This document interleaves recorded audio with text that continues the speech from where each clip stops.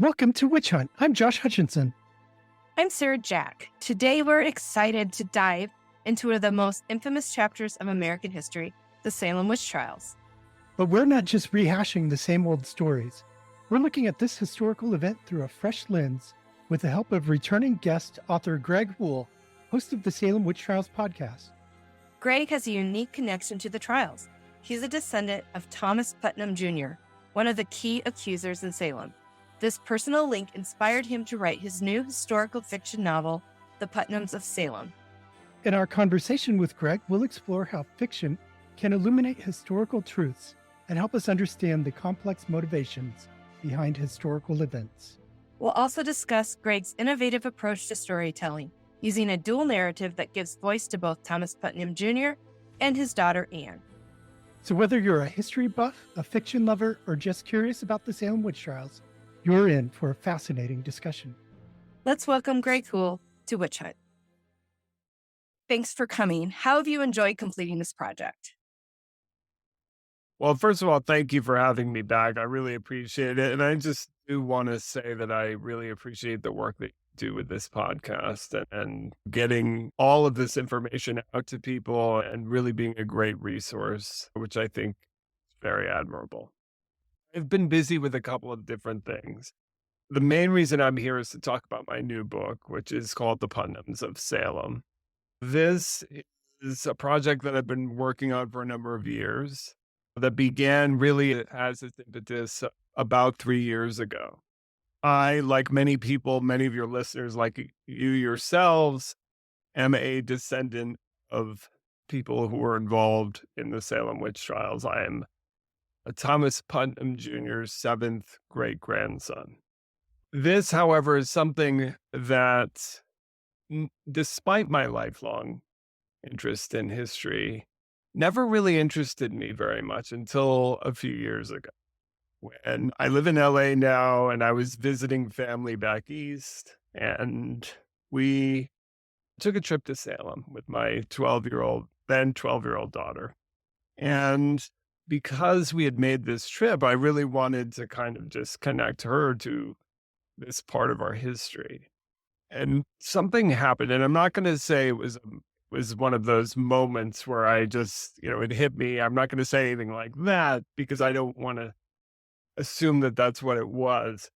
But definitely when I was walking through Salem that summer day in 2021, I became sort of obsessed with the idea of what was going through the minds of my ancestors during the year 1692.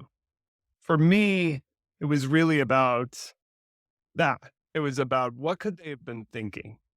And one of the things that, we often do when we think about history, particularly history that's happened many years ago, is we tend to flatten things out. We tend to simplify things. And that's why we have a ton of myths that float around when we talk about the Salem witch crisis. It was moldy bread, or it was everyone was lying, or it was all about property. We want that simple explanation for why these events occurred. And for me, it really just, in my mind, I kept thinking, what was Thomas thinking, and what was Anne thinking? Anne Putnam Jr., of course, claimed to be afflicted during essentially the entire year. So, what were they thinking? And so that sort of became my obsession. I wrote a short story about it and then eventually developed it into this novel. So the novel is a first-person dual narrative of both Thomas and Anne. And it basically retells the entire crisis from the beginning of 1692 right through to the end from their perspectives. Obviously, we don't know what was going through their minds, so that's why this is historical fiction. But there's a quote that's attributed to E.L. Doctorow that's something like, the historian will tell you what happened, but the novelist will tell you how people felt. And that's kind of what my goal with this was. And you also have a very successful podcast, the Salem Witch Trials Podcast, which we love. How has that complemented your work on your novel? Yeah, for me, when I finished writing the novel, I really wasn't finished with this story. And so I started the podcast because in many ways I think, and I know I'm preaching to the choir here, but in many ways I think, particularly when you think about the Salem witch trials, it's sort of ideal for an episodic podcast because it's one of those events that so many people know at least a little bit about, but the vast majority of those people don't really know very much about it. So, what I really tried to do with the podcast is create a very short episodes, take a sort of smart brevity approach where it provides bite-sized bits of information that will hopefully provide the context for why this event happened and why it's important still today. And for me, it's been a lot of fun to do a lot of work, as you know, but it's been gratifying to see that it's been relatively successful and that people are finding it. And I think finding it useful and valuable. A lot of people like history for different reasons. For me, I actually like the complexity of it. And when you think about Salem and what happened in 1692, again, as I mentioned earlier, there's a lot of desire to come up with simple explanations. The reality, as you well know, is that it was not a simple explanation. In fact, it's the confluence of many, many different things, from fear to changing dynamics to conflict with native peoples to, I could go on and on, as you well know.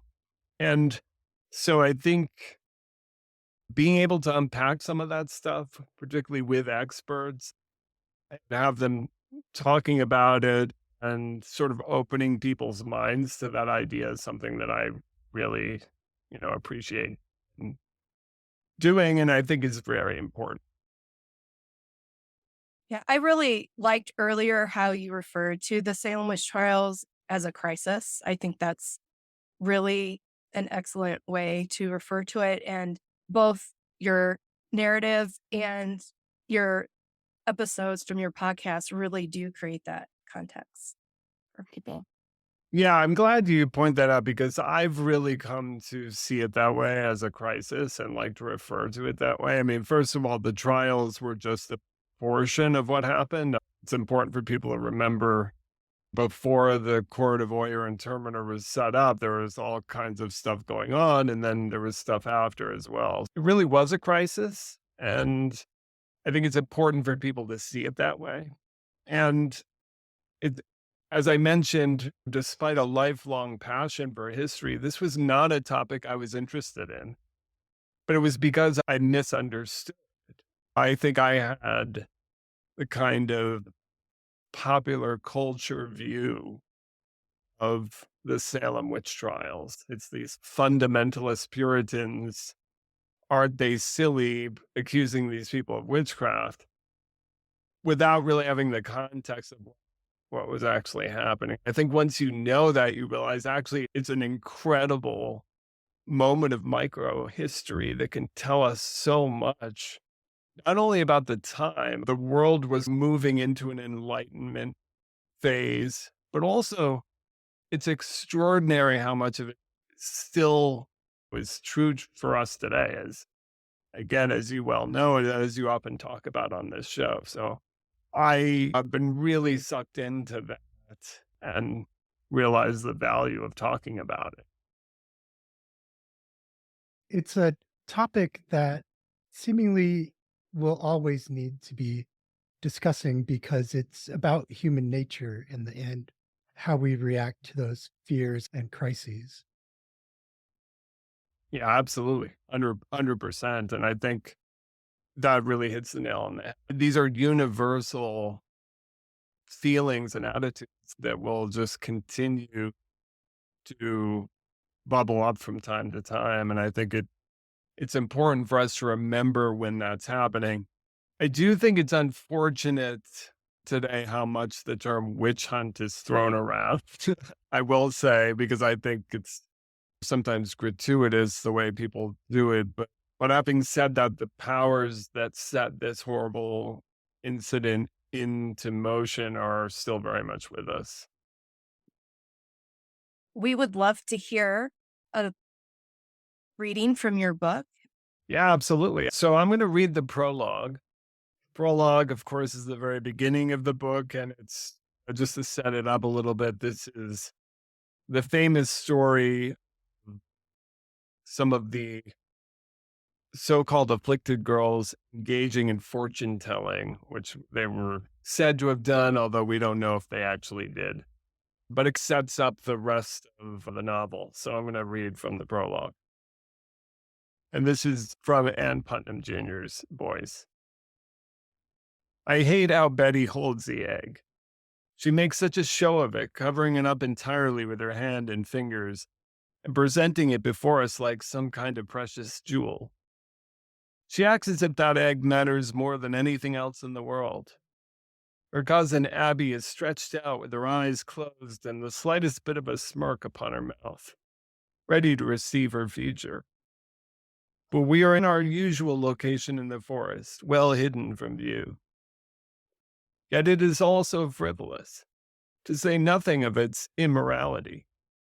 If Betty's father found out, we would all be in serious trouble, and Reverend Paris would forever view us differently. It is a fate far too unbearable to contemplate, yet I must participate in this game, despite the danger. I'm afraid I am far too concerned about what Betty thinks of me. That is why I'm here.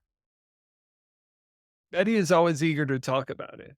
She wants us all to understand that the most critical part of fortune telling is one's ability to properly deliver the question from one's mind through the arm and hand, past the shell and into the egg white itself, which is then to be dropped into the water to reveal its secrets.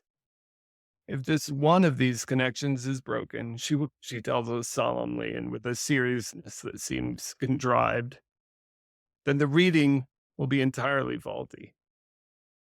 Betty says that it takes great concentration to make these connections, and that only a truly powerful person can manage such a thing. What profession will my future husband have? Abby asks the question. It is the same question we all ask, of nobody in particular. Of course, none of us wants to be the wife of a beggar or a gravedigger. I wish I could ask a different question. Am I going to heaven? Am I on God's chosen path? These are the answers I wish to know. We call it the Venus glass. But Betty prefers to use the strange word humancy when she is introducing it to somebody new, always taking extra care to draw out her pronunciation to impress them. She will inevitably tell them that it comes from the ancient Greeks.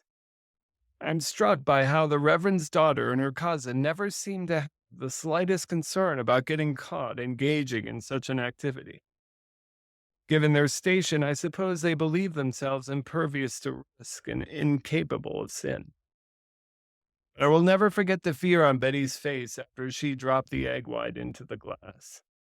It was like nothing I have ever seen before, and I pray to God I will never witness such a scene again. Thank you so much. Thank you.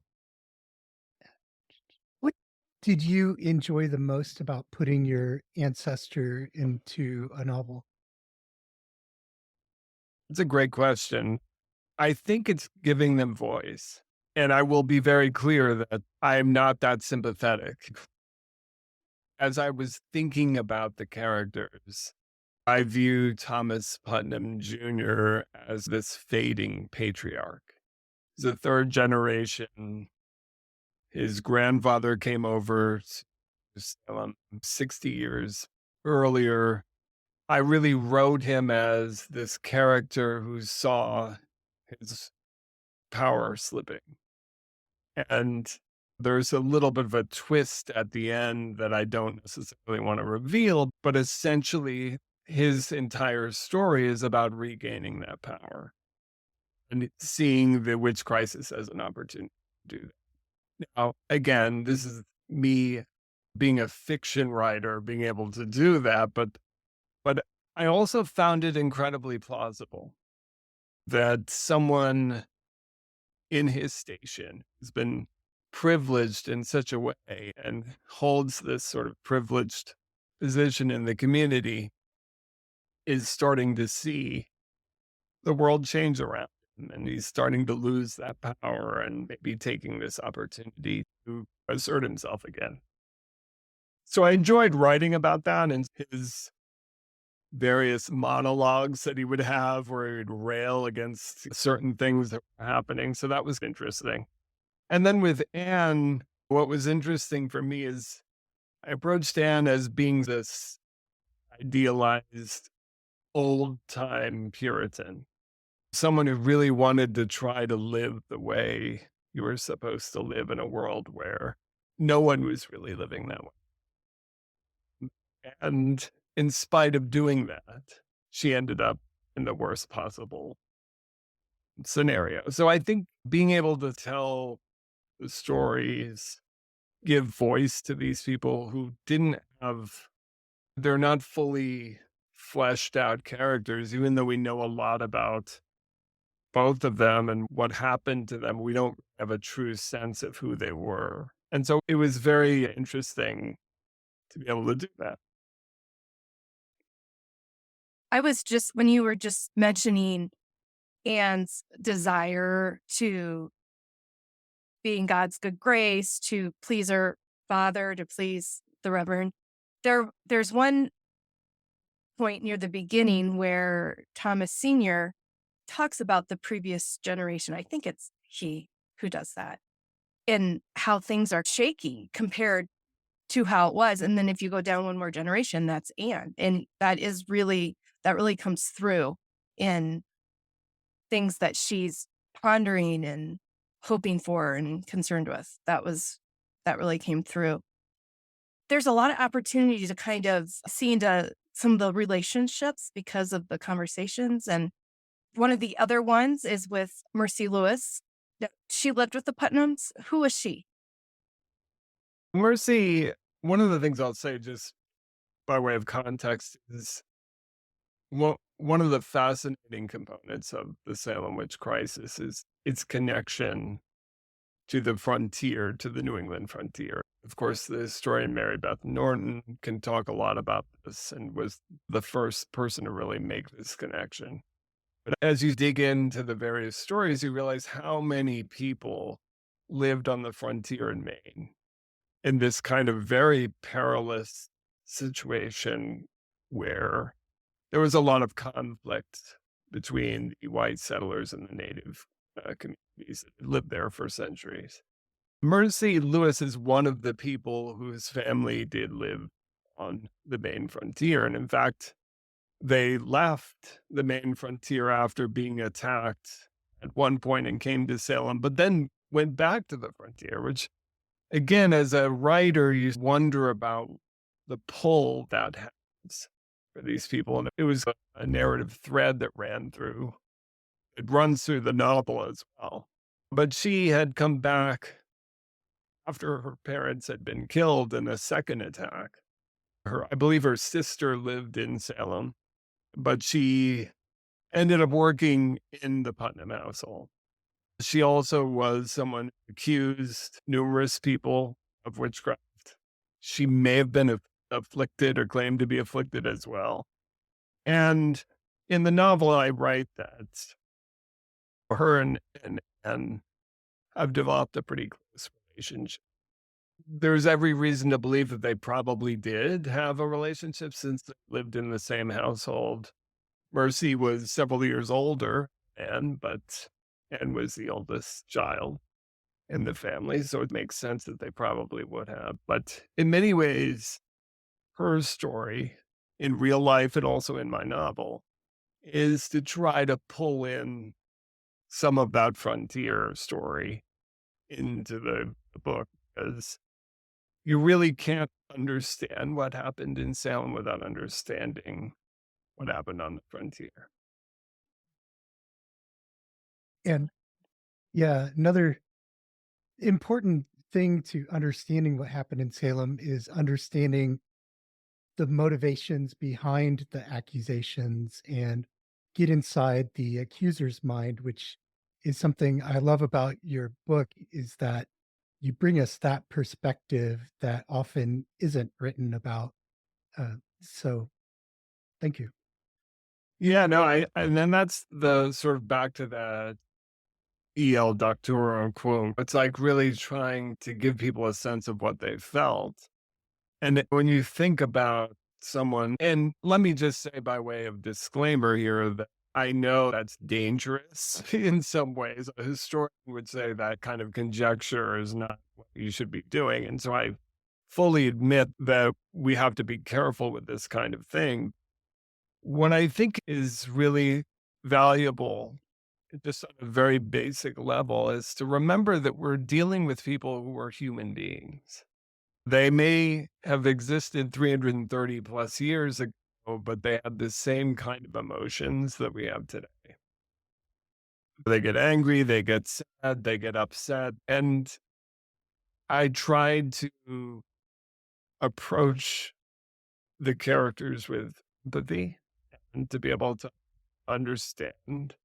Thomas, it's hard to make Thomas a sympathetic character, someone who accused so many people and clearly enjoyed doing it.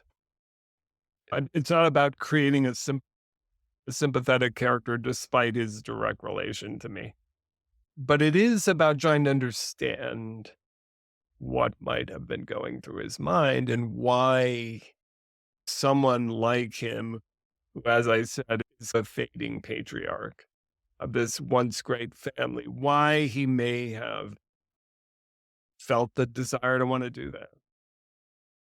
This history and creating historical fiction with this history, it really does give you lots of opportunities to explore the themes that you've mentioned, but those are just a couple. Is there any other themes that emerge that are really important to you? I'd say the biggest theme is one of fear, and the fear is multifaceted. So you have, in the case, for example, of Anne, you have a 12-year-old girl who is trying very hard to be a good Puritan. And she's listening to the succession of different pastors who at her church, because as you know, Salem just churns through these these pastors, is chew them up and spit them out one after another. And there's a lot of fear. Imagine being a 9, 10, 11, 12-year-old girl and listening to this fire and brimstone and hearing that you're going to go to either heaven or hell and you don't even know which one, and you'll never know. And it doesn't matter what you do. And that predestination, to the extent that people believed in it still at that time, was a scary. Then you had the other element of fear with conflict with the native population. As you know, after King Philip's War in the 1670s, really the dynamic changed greatly. And the natives realized that these white settlers weren't going to go away and they were just going to try to continue to infringe on their homelands. And so they realized that they were going to fight back and fight back hard. And that meant some pretty scary situations for a lot of settlers, particularly in the frontier. And so you have those people being attacked, and then those stories coming back, and often that classic game of telephone being played and horrible things being relayed to people back in Salem, which is a relatively stable and safe place for European people to live, but they're still hearing these horrible stories. And so that element is also in there as well. And then there's also the sort of larger fear that I spoke about earlier about their city upon a hill not really being a city upon a hill anymore. I think 60 years on, most people who were Puritans, who were being honest with themselves, had to recognize that their sort of great utopia was slipping away. And so someone like Thomas had a tremendous fear that what had made his family strong was now being lost. And some of that in the book is he has an intense hatred for the merchant class and for, of course, there's the Putnam Porter struggles there. There's this turning of the tide. And I think that also creates a lot of fear as well. So I'd say fear is definitely a major narrative thread that runs the book. I hope is very clear to people. One of those fear elements, talking about Thomas Putnam specifically and how being in a next generation is affecting him regarding his inheritance and his rivalry then with his half brother Joseph. Certainly the Puritans of late 17th century were very litigious people. They often sued one another and fought with one another. Some of that was very practical, though, because land was very valuable. And if you had 10 kids, you're going to need a lot of land to pass on to them in order for them to be able to survive, particularly if they're subsistence farmers. You could see how there was a lot at stake when it came to ensuring that land passed on and that generational wealth and all of those things. It's easy for us sitting here now to judge people for those kinds of things, but it was deadly serious. I mean, it was very, very important. And I want to be clear that I'm not saying that's why the witch accusations happened. I know there's a school of thought that it was all about property or whatever. I wouldn't say that at all. I would say that these were very serious issues for them at the time. With the way you do the dual narrative, you get a look at the adult fears, the fears of a father, the fears of a frontiersman, and then the child or the tween. And the devil is a big character in her narratives and in her experience she's having. That was really done well, because I think that looking back, sometimes it's hard for us to understand or to give like enough credit to how much the presence of the devil was horrifying them. And that really came through. Yeah, that's a great point, and thanks for bringing that up, because what I wanted to try to portray, particularly for Anne, as a representative of the younger people involved, but really for everyone, but particularly for her, the fact that the devil and Satan and any kind of evil spirit is a very real thing.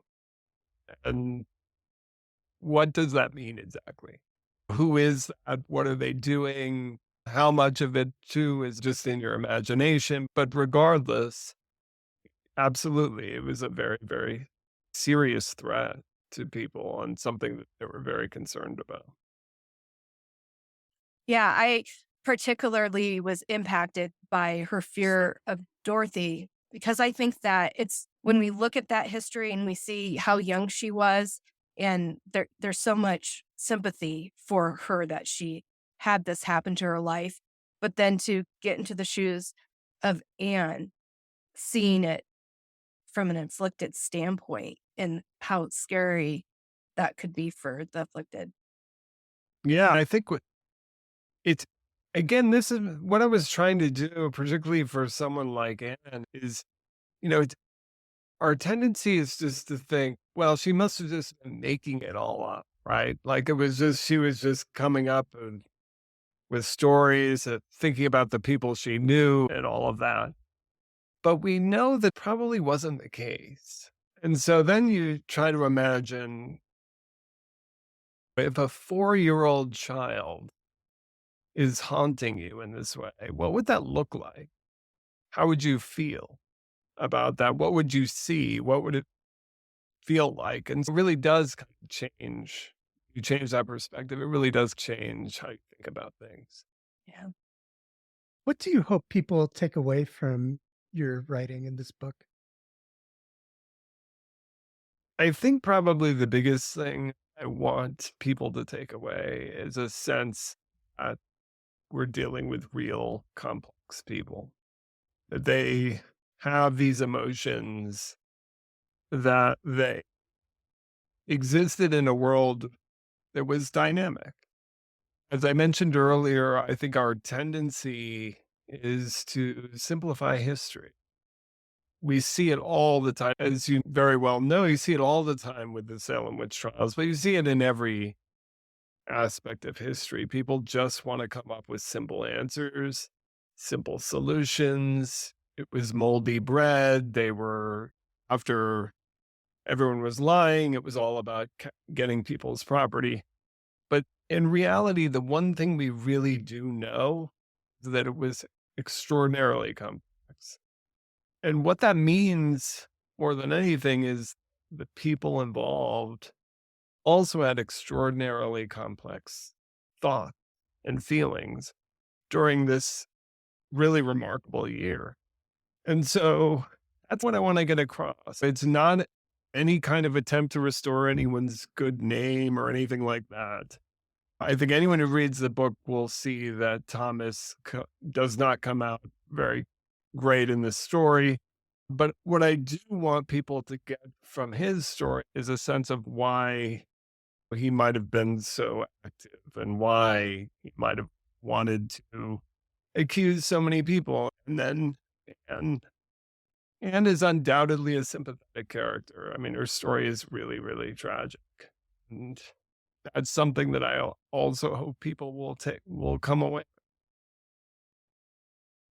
It's important to remember Anne was 12 years old, and a lot of those afflicted girls were Betty was 9, Abigail's 11, very young and vulnerable and impressionable.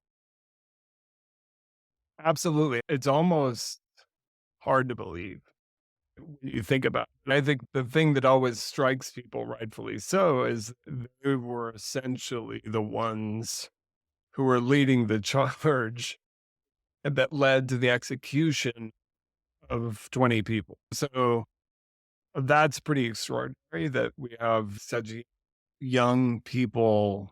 Um, but I mean, whose fault was that, right? That was the adults who decided that they would accept spectral evidence and what. But when you really think about the fact that these are young girls, for the most part, who are genuinely afraid, that's a pretty harrowing to think about. And I think for me, I don't want that to be lost. I want people to recognize that they, again, they were human beings, lived in this world that was really fraught. And life was challenging and life was scary. And when this was going on, in particular, you really had to multiply that fear many, many times. When is your book available to readers? So it's coming out on September 1st. It's being published by Blyden Square Books, which is based in New Jersey. And I'm really grateful to them for taking a chance on a first time author like myself. It will be available as a paperback, also as a digital ebook. And then, interestingly enough, I'm finishing up the audio version with my daughter. Oh, She's reading Anne's part, 15-year-old daughter, now 15. Uh, she's reading Anne's part, and I'm reading Thomas's part. So we'll have an audiobook as well. So I'm very excited to have that out into the world. that's fantastic. How special.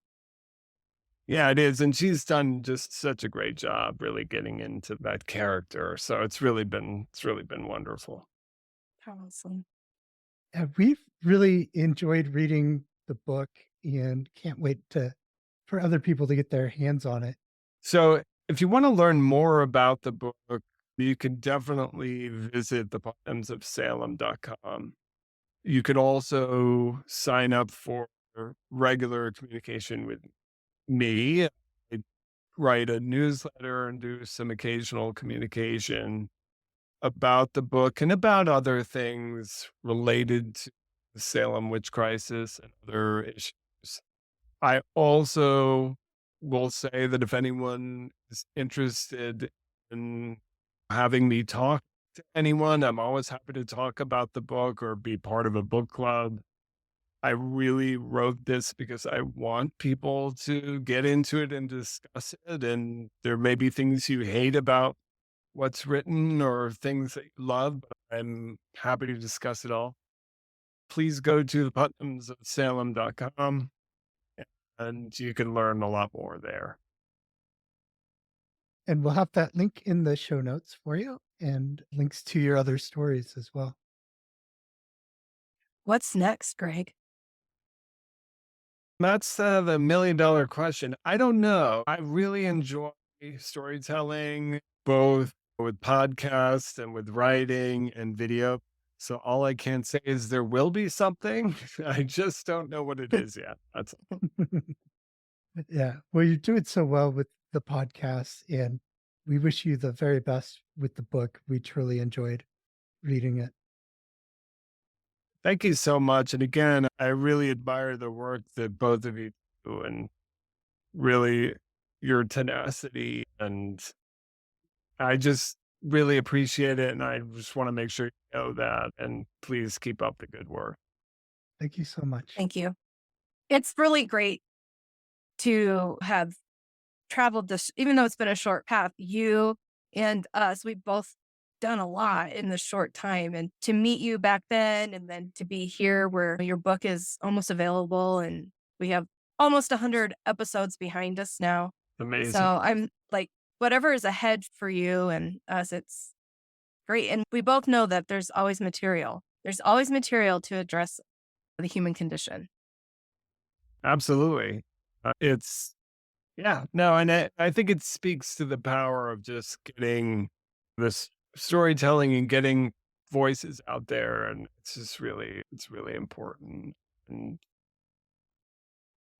there may be a lot we can say about the world we live in now, but the one thing that is really positive is the opportunity to get your voice out there in a way that people can find and people can connect with. Yeah, it was especially rare back then. I was just thinking about Anne Jr. She wouldn't have had a voice if not for being this afflicted person involved in the witch trials. Yeah, absolutely. I think that actually speaks a little bit to maybe what happened, right? Like the idea that suddenly people are paying attention and care about what you think, it can be intoxicating. So I think it's, again, one of those things that you just, when you think about people as three-dimensional dynamic human beings, it just becomes this endless possibility that is really just fascinating. Yeah. Mary Louise Bingham is back with A Minute with Mary. Was 16-year-old Joseph Putnam given more than his fair share of his father, Thomas Sr.'s estate when Thomas died in 1686? Thomas Sr. provided well for Thomas Jr. and his brother Edward during their lifetimes. Thomas Jr. received 150 acres with buildings where he lived, as well as some additional land by the Ipswich River. Edward received 60 acres and buildings where he lived, plus an additional 60 acres elsewhere. Joseph, the son of Thomas Sr. and his second wife, Mary Veron, received 120 acres with the buildings where he lived, plus 27 additional acres near various meadows in town when he turned 18. However, Joseph also inherited the wealth that his mother brought to the marriage. Joseph aligned himself through marriage to the wealthy Porter family, greatly enhancing his social and economic station, surpassing that of his brothers. Friction existed between Joseph and his brothers, who failed in petitioning the court to break their father's will. Joseph warned his sister-in-law, Anne Carr Putnam, not to accuse him or his family of witchcraft in 1692. As Putnam family lore states, Joseph kept a gun with him and a horse saddled at all times in his barn, where the Putnam Pantry now stands on Newbury Street in Danvers, Massachusetts. Eric Emerson, a direct descendant of Joseph Putnam, and his wife Kathy operate this well-established business. I will be taking a hiatus from Minute with Mary and will return for the following episode on October 9th. We'll see you then. Thank you. Thank you, Mary. Now, Sarah has this week's edition of End Witch Hunts News. Before we wrap up today's episode, I have some exciting End Witch Hunts news for those of you interested in Vermont's witch trial history, particularly the story of Margaret Krieger, a falsely accused Vermont widow. The Pownell Historical Society is kicking off a new series called Pownell Conversation and History on the third Monday of each month. It will be held at the Solomon Wright Public Library at 97 Main Street in Pownell, Vermont. The first installment, on September 16th, will feature Who Was Widow Krieger?, presented by Joyce Held.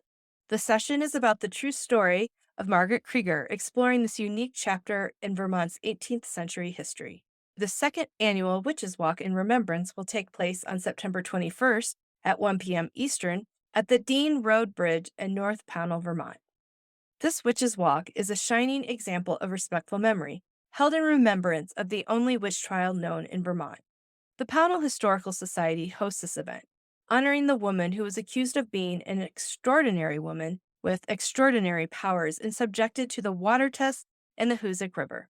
The walk crosses the Dean Road Bridge and approaches her memorial marker as a gesture of remembering her story and the injustices she faced, emphasizing respect and community spirit.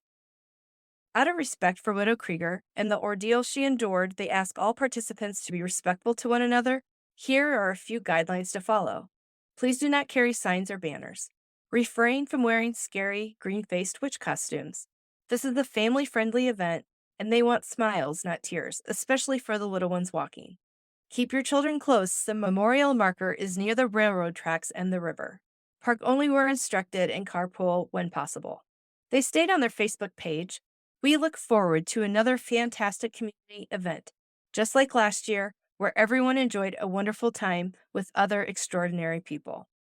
Want to do something special for the walk? The Witch Walk event is looking for a special duo to help lead the Witches Walk this year. Last year, the walk was led by a duo who set the perfect beat for walking, dancing, and mingling as they crossed the bridge over the Hoosic River. If you and a friend would like to volunteer an hour of your time on September 21st to set the rhythm, please contact them at pownell@comcast.net. For those wanting to show their support, there will be She Was Innocent buttons on sale for $3 to wear at the walk. The button art is an original interpretation of the victim, Widow Krieger, designed by her advocate, Joyce Held. If you haven't already, be sure to check out a previous episode we recorded where Josh and I explored Margaret Krieger's story in more detail with Bennington Museum curator Jamie Franklin. It's available for download, so make sure you listen to that episode for more context and details. Links from this news update will be in the show notes.